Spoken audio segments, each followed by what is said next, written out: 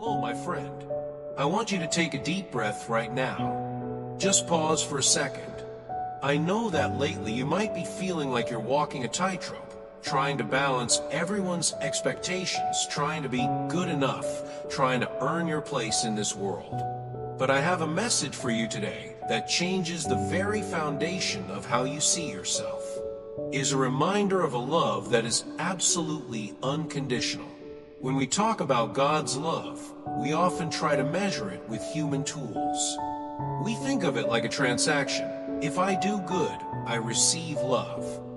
But the message I have for you today shatters that transactional mindset.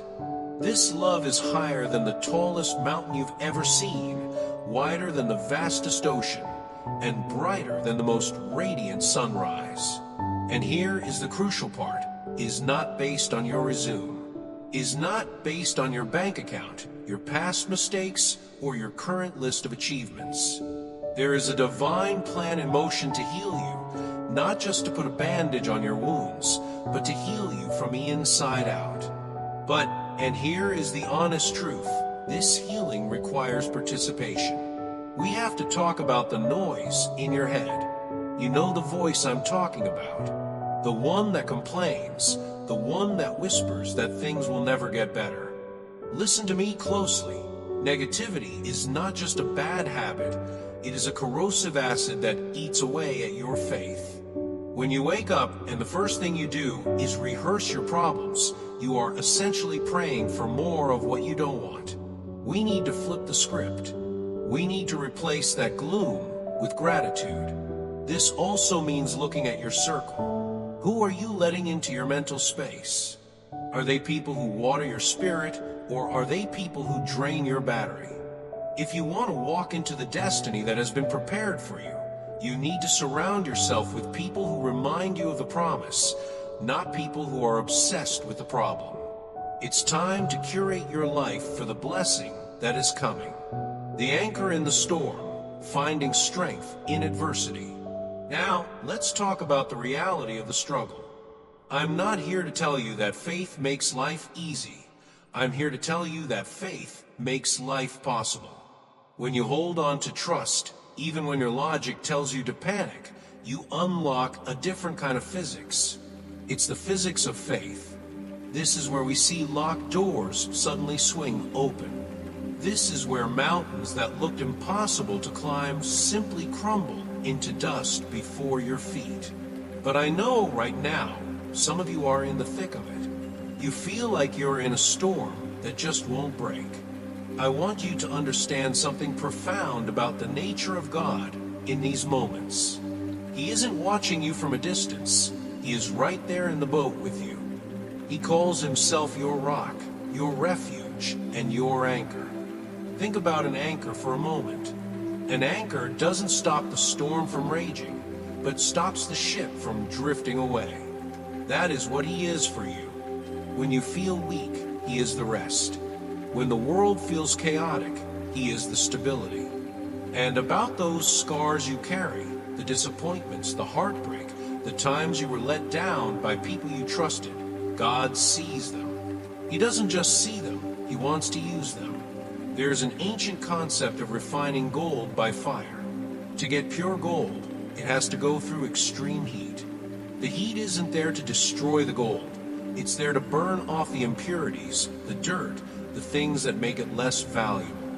Your current struggle is not a sign that you have been abandoned. It is a sign that you are being refined. You are being prepared for a weight of glory that you cannot yet carry. So, if you are feeling the heat right now, don't run from a fire. Stand firm. You are not burning up. You are being forged into something stronger, sharper, and more beautiful than you were before. The darkness is not the end of your story. It's just the background necessary for your light to shine the brightest. The sacred rhythm, daily practices for a peaceful life. So, how do we bring this high-level spiritual truth down into our messy, everyday lives?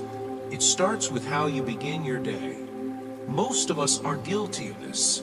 We open our eyes, grab our phones, and immediately flood our brains with bad news, emails, and stress. We start the day in a deficit. But what if we change the ritual? I want to challenge you to keep your Bible or your journal right by your bedside. Before your feet hit the floor, before you check the world's agenda, seek the divine's agenda. In those quiet, early morning moments, there is a transfer of power available to you. This is the time to hand over your heavy backpack. You know the one, the invisible pack filled with your worries about the future, your regrets about the past, and your fears about today. In the stillness, you can literally say, God, I cannot carry this. You take it. That is not weakness, that is strategy. And let's be real about where we need this peace the most, our homes and our finances. These are the two areas that keep us awake at night. When you invite this divine presence into your morning, you are setting the thermostat for your entire household. You are inviting a spirit of unity to replace the spirit of division. You are inviting compassion to replace bickering. You are declaring that your home is a sanctuary, not a battleground. And regarding your finances, I know the pressure is real, but worry has never paid a single bill. Worry is like a rocking chair. It gives you something to do, but it gets you nowhere. When you shift from a posture of panic to a posture of trust, you open the flow of grace. You start to see solutions you missed before. You start to walk in a level of favor where ends don't just meet, but blessings overflow. This is about building a life that doesn't just look good on the outside, but feels peaceful on the inside. It starts tomorrow morning. Will you choose the screen or will you choose the spirit? The choice is yours. Breaking the chains and the art of redemption. Now, we need to have a serious conversation about the baggage you've been carrying. And I don't mean the physical kind. I'm talking about the invisible weight of your past, the mistakes you can't seem to forget, the words that were spoken over you by people who didn't see your worth, and the oppressive feeling that you somehow missed the boat. I have a declaration for you today. The chains are broken. You need to understand that in the spiritual realm, there is a statute of limitations on your past, and it expired the moment you surrendered your heart. The enemy of your soul loves to act like a prosecutor, constantly bringing up old files, old evidence, and old shame to keep you paralyzed. But the judge has already slammed the gavel. You are forgiven. You are free. The forces that try to keep you small, the generational cycles that try to define your future, they have no authority here anymore. It is time to stop reading the old chapters and realize the book has been rewritten. But how do we walk in this freedom practically? Because sometimes even when the cage door is open, we still sit inside because it's familiar. Here is a strategy one wants you to try. It's simple, but it changes everything. I want you to become a historian of your own grace. Human beings are prone to spiritual amnesia. When we are in a crisis, we forget every single time God has shown up for us before. So take a pen and paper. I want you to physically write down the Red Sea moments in your life. Write down the time the money came in at the last second. Write down the time the medical report changed. Write down the time you were protected from a relationship that would have destroyed you. When you see that list, you are building a monument of evidence. You are arming yourself with the truth that if he did it then, he is more than capable of doing it now. This turns your anxiety into anticipation. And for those of you feeling like your life is in pieces, like you've been shattered by loss or failure, listen to this closely. We serve a God who specializes in mosaics. If you drop a vase, the world says it's broken garbage. But God takes those jagged, sharp, painful shards of your life and rearranges them. He uses the dark pieces of grief and the bright pieces of joy to create a picture that is far more beautiful and complex than the original ever was. This is the concept of beauty from ashes. Your pain is not wasted, is the raw material for your future testimony. So is time to redefine who you see in the mirror. You are not a victim of your circumstances. You are not damaged goods. You are a victor. The scripture says you are the head and not the tail. You are above and not beneath. This isn't just poetic language. It's a command about your posture. Stand up straight. Walk into rooms with the authority of someone who knows who their father is. The world may have tried to label you, but those labels don't stick when you know your true identity. You have the authority to overcome. Use it. Wide open spaces and the season of the impossible. Can you feel the shift in the atmosphere? If part 4 was about closing the door on the past, part 5 is about flinging the door open to your future. I believe you're standing on the precipice of a brand new era. The Bible speaks of wide open spaces, a place where you're no longer constricted, no longer fighting just to survive, but where you have room to breathe, to grow, and to thrive. The season of limitation is ending, and the season of expansion is beginning. But this new chapter requires you to wake up something that might have fallen asleep inside you, your potential. Think back to when you were a child. Remember that sense of wonder? Remember when you didn't know what was impossible, so you dreamed without limits?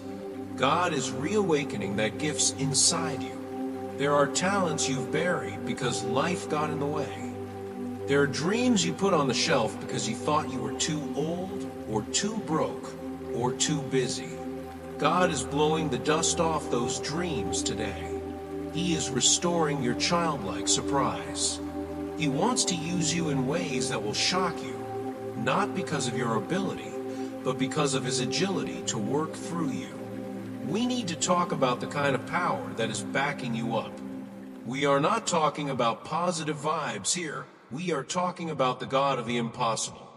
We read stories about the Red Sea parting or the walls of Jericho falling down, and we think of them as history lessons. But they are not history. They are precedents.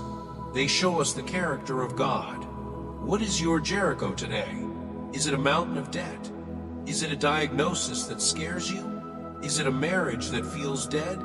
I am here to tell you that God is still in the business of parting waters. He specializes in situations where the statistics say no way. When you have run out of options, that is exactly when he steps in to show off his glory. He fights for you when you cannot fight for yourself. And I know some of you are asking, why has it taken so long? Why did I have to wait? Here is the perspective shift. The delay was not a denial, it was preparation. You cannot put $1 million dream into a 10-cent character. If God had given you the blessing 5 years ago, it might have crushed you. But now you have been seasoned. You have been humbled. You have learned to trust. The trials you went through were digging the foundation deep so that you can support the skyscraper God is about to build in your life. So get ready. You are being positioned for abundance, not just so you can have more, but so you can be more. The lack is being replaced by overflow. The confusion is being replaced by clarity. The best days of your life are not in your rearview mirror. They are right in front of you, shining like the noonday sun. The sacred trust, family, parenting, and the legacy of grace. Now, I want to touch on the area of your life that holds your deepest love and often your deepest anxiety, your family. Specifically, for the parents listening, I know the weight you carry. You look at your children, and you want to protect them from every stumble, every heartbreak, and every bad decision. But there is a trap here called control. When we try to micromanage the paths of the people we love, we aren't just exhausting ourselves, we are actually standing in the way of their own spiritual walk. The divine instruction for you today is to loosen your grip. You cannot be everywhere your children are, but God can. You cannot see everything they do, but God does. It's time to trade your worry for warfare, prayer warfare. Instead of lying awake at night, playing out worst-case scenarios, channel that energy into intercession. When you pray for your children, you're sending a spiritual security detail ahead of them. You are paving their road with grace. Even if they are wandering right now, even if they seem lost, trust that the seed of faith you planted is still there. It may be dormant, but it is not dead. And when they do stumble, because they will, how will you respond? This is a crucial question. The world is harsh and critical. Your home needs to be the one place where they find mercy. Think about how patient the Creator has been with you. Think about how many times you've missed the mark, yet were met with forgiveness. Use that same blueprint for your family. Correction without connection leads to rebellion, but correction wrapped in kindness leads to transformation. I also sense that for some of you, there are cracks in the foundation, broken relationships, silence between siblings, or distance in a marriage. Hear this promise: God is the great restorer. He specializes in bridging gaps that seem unbridgeable. Your family is being set apart to be a testament to His goodness. The healing that starts in you is going to ripple out and touch them. Your home will not be a place of conflict, but a lighthouse of peace. The unwritten chapters and the final promise. As we come to the end of this message, I want to leave you with a truth that I hope settles deep in your bones. We often go through life feeling like we are walking alone, especially when the path gets dark or foggy. But the reality is, you have never taken a single step in solitude. The Creator has been the silent companion in your grief, the quiet strength in your weakness, and the unseen applause in your victories. He is not a distant observer. He is an ever-present help. He has promised to never leave you, and He is the one being in the universe who cannot lie. I don't know what age you are or what stage of life you find yourself in, but I need you to know this: your story is not over. In fact, the best chapters have not even been written yet. Human logic tells us that our best days are behind us, that we peaked in our youth, or before the tragedy, or before the financial crash. That is a lie. In the kingdom, the glory of the latter house is greater than the former. There are joys you haven't tasted yet. There are opportunities you haven't seen yet. There are friendships you haven't made yet. The best is yet to come is not just a cliche. It is a spiritual law for those who believe. So, here's my invitation to you. Stop trying to figure it all out. Stop trying to force the doors open. Instead, adopt a posture of expectancy. Wake up tomorrow morning with a sense of excitement, like a child on Christmas morning, wondering, what is God going to do today? Trust the process. Embrace the journey. Wait for the miracle. It is coming, and it is going to be magnificent. You are loved, you are chosen, and you are ready.